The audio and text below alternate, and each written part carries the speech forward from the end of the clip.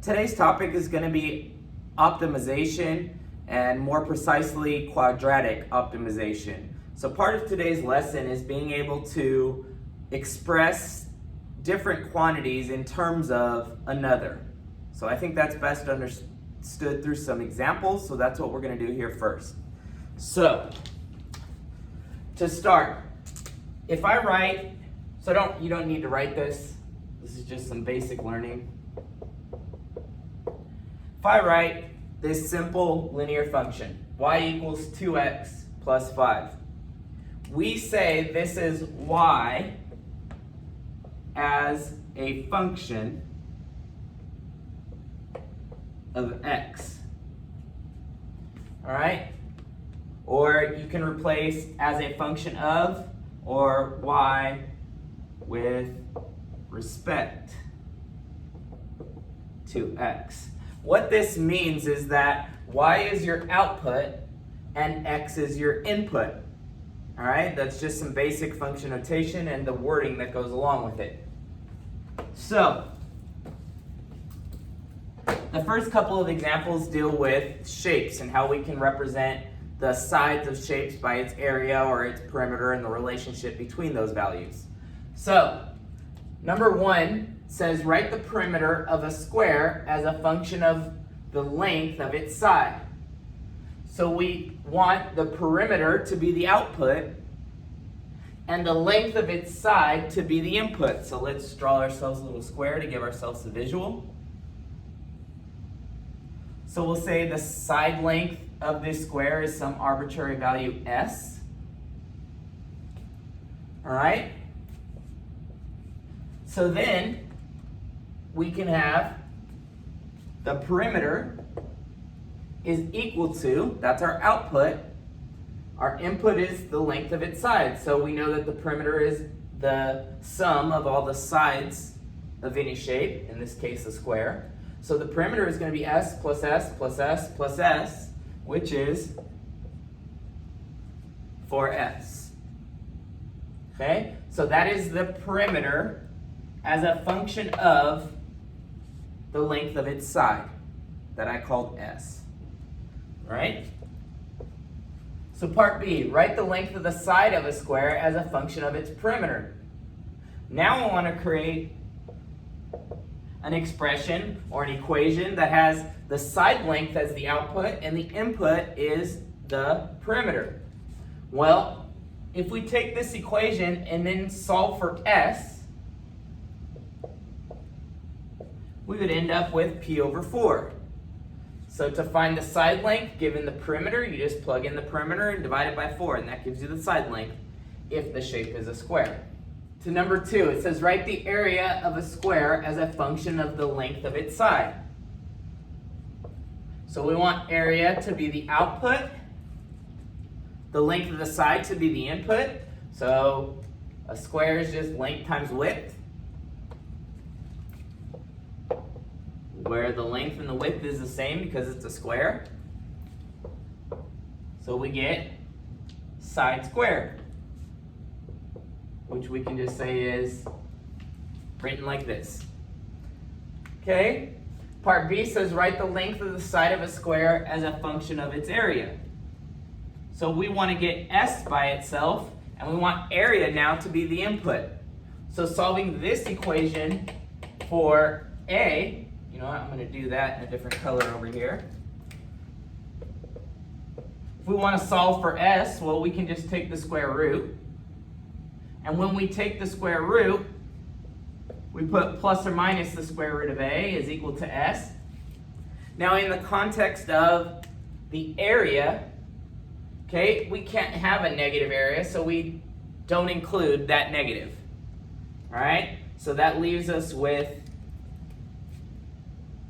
the length of the side s is equal to the square root of the area.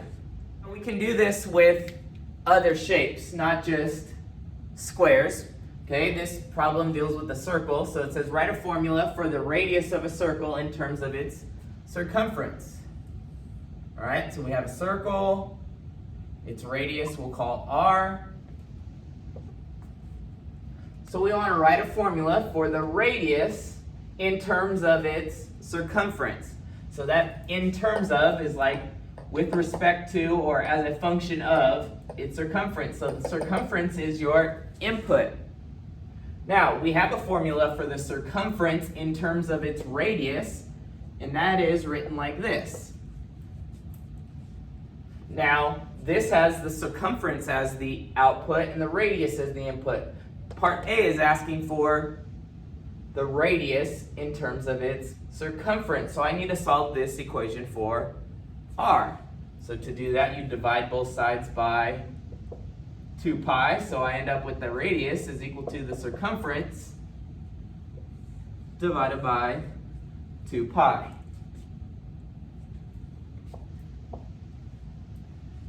Part B says write a formula for the area of a circle in terms of its circumference. All right, so area is going to be the output. In terms of circumference is going to be the input. So we know that area is pi r squared. That's the common formula for the area in terms of its radius. But we know that the radius can also be represented by c divided by 2 pi, or the circumference divided by 2 pi. So I'm going to substitute that value in for r here. So I get the area is equal to pi times c over 2 pi squared. So simplifying this, I have pi times c squared over 4 pi squared. Multiplying the pi times this fraction here, we get pi c squared over 4 pi squared. The 1 pi up top cancels with pi squared on the bottom, leaving just a single pi in the bottom. So this means that the area can be represented by the circumference squared divided by 4 pi. All right, and that's the area in terms of the circumference. Next, we have the perimeter of a rectangle is 20 inches. All right, so I'll give myself a visual. I have a rectangle here.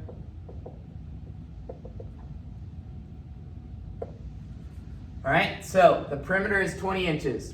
Write a function for the length of this rectangle in terms of the width. So I want to write a function where the output is length and the input is width. All right, so the input, or our independent variable, what changes is the width. So I'm going to let my width be w. Okay, so if I pick a width, and obviously I have to pick a width that satisfies the fact that the perimeter is 20 inches, so I can't make the width 20 inches. So let's pick a width of, let's pick a width of 5. All right, now if these two sides are 5, all right, so let's just pretend for a second that the width is 5. Because I want you to see what happens to the length if I establish a width. If the width is 5, okay, that takes up 10 of the 20 inches in the perimeter. So how much is the length if the two widths are 5?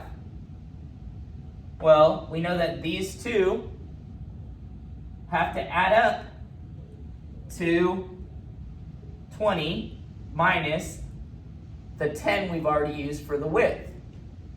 So we have 10 inches to play with for the two lengths, so this means that the length is 20 minus 10 divided by 2. Right? Because there's two sides. So now, let's change that number. Let's change these widths. Let's say the width is 2. Now how much of the perimeter have I used? I've used 4 inches of the 20 inches. So the length is 20 minus 4 divided by 2. Again, I'm dividing by 2 because there's two lengths. All right, so if the width was just W, then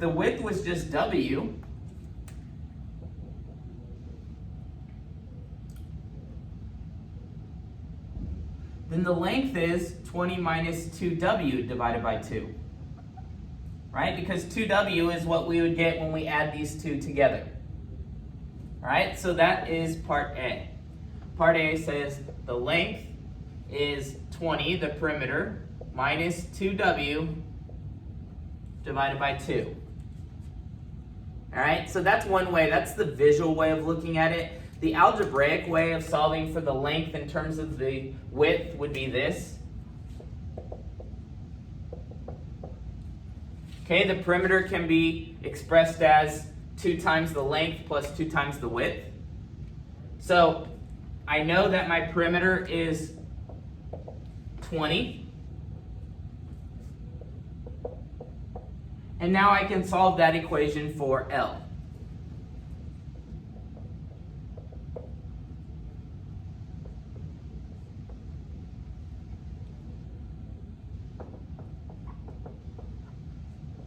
Okay, now that I'm thinking about it, that can actually be simplified. 20 divided by 2 is 10. Negative 2 divided by 2 is W. So you know what? I'm going to simplify here too. So there's the length as a function of the width. Okay, so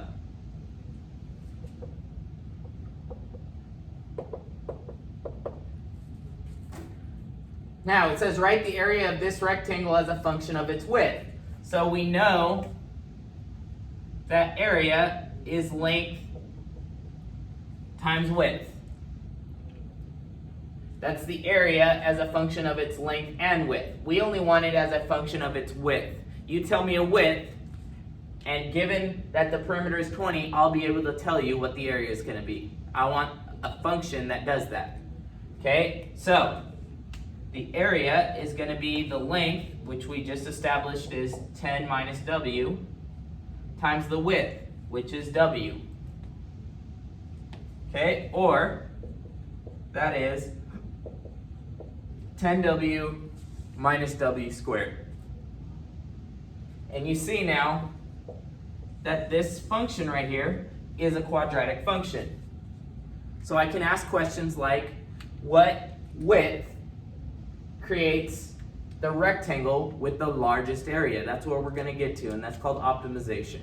Okay, because as our W changes, as the width changes, the area will also change.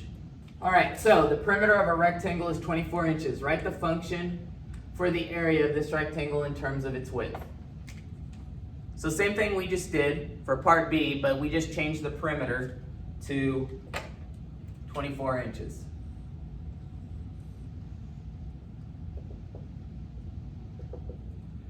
Okay, and we also know the perimeter is 2 times the length plus 2 times the width. So our end result should be A equals something with only widths in it. All right, well, using similar reasoning to what we just did on the previous problem, we know that the length is going to be 24, the perimeter, minus 2W divided by 2. Again, it's 24 minus the sum of W plus W, which is 2W, and then we divide it by 2 because there's 2 lengths. Okay, which that reduces to 12 minus W. All right, so our area is going to be length, which is 12 minus W, times W, which is 12W minus W squared.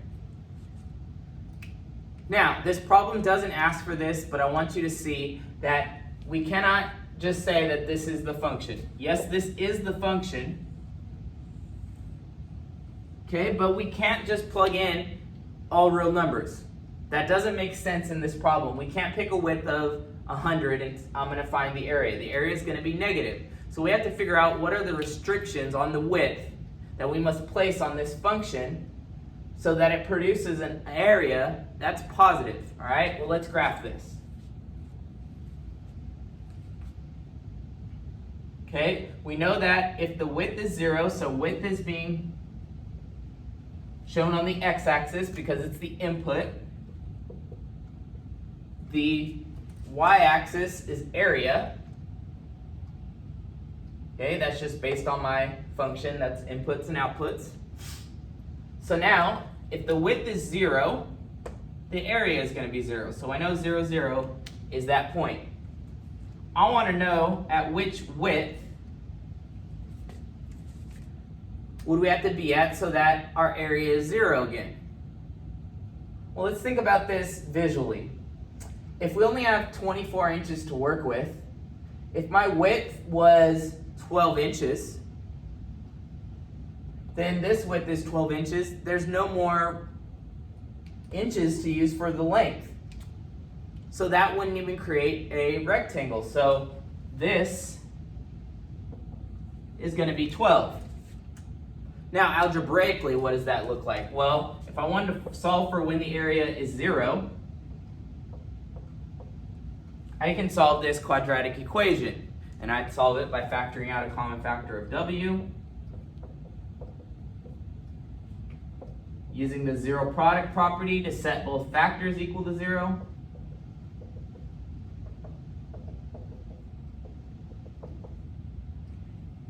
And there's my solutions. All right, now I know it's quadratic.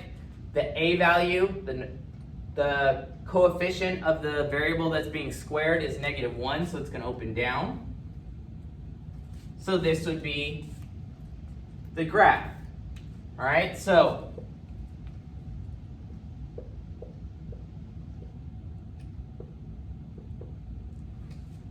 there would be my domain for that area function. All right, now let's go through a full example with everything put together. We have John wants to plant a rectangular garden on his farm. He needs to enclose the garden with a fence. If John has 420 linear feet of fence boards, determine the dimensions of the garden that will produce the largest area. Calculate the area of this garden. All right, so we have a garden of unknown dimensions to start. We know that the perimeter is 420 linear feet. All right. So we want to determine the dimensions of the garden that will produce the largest area. So we don't have what should be the input and output. Okay, but we can kind of figure that out.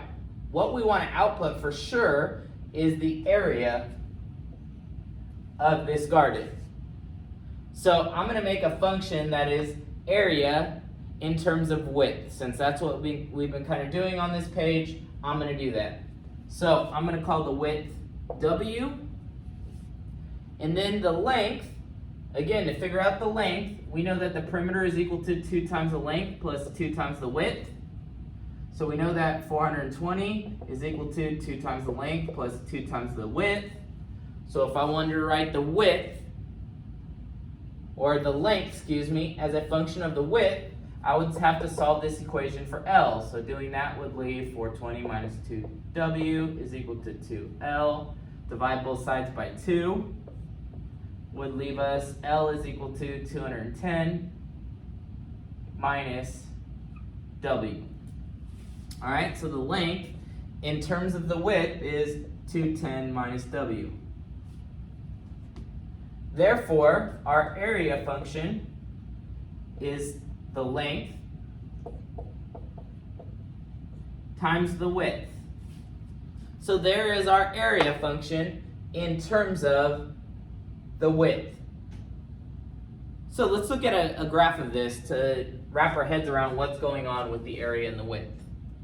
So, it's a horizontal line.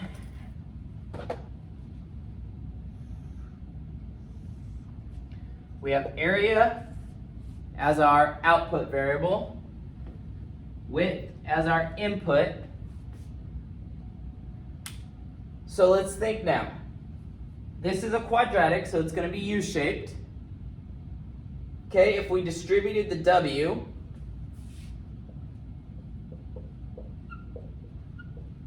the equation would look like this. So we notice that it's a negative W squared, so there's a negative 1 as our A value, so that means it's going to open down. We know that when the width is 0, the area is 0. So my question is, what is this value? Well, if I wanted to know zeros of a quadratic, I can just plug in 0 for the area and solve for the two widths. So let's do that. 0 is equal to 210 minus W times W. Using the zero product principle, we'd have 0 is equal to 210 minus W, and W is equal to 0. So that W equal to 0 is that point right there. And the other 0 would be at 210. So we know that this is 210. So we know that this area function is only defined for widths between 0 and 210. So we need to now determine the dimensions of the garden that will produce the largest area. Well, the largest area is going to occur at the maximum. And we know that the largest width is just the x value that produces that largest area. So, I need to figure out those two values. Well, that's just asking for the vertex of that graph. So how do we find the vertex of a graph in either one of these forms? Well, we know that the x value of the vertex can be found by looking at what's halfway between our x-intercepts. So halfway between those x-intercepts is 105. So 105 feet is the maximum or the optimal width to produce the largest area. So if the width is 105, the length is going to be 210 minus 105. Well, it's actually a square. All right, so the dimensions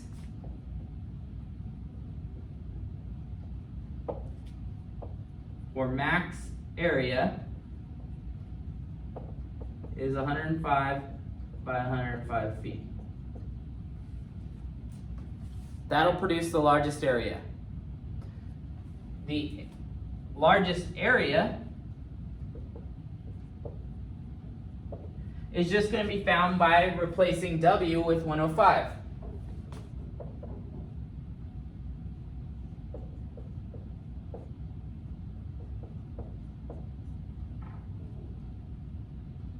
Which turns out to be 105 times 105. And 105 times 105, let me look at my notes, is 11,025 square feet. So that's an optimization problem dealing with quadratics and kind of the whole thought process that goes into that.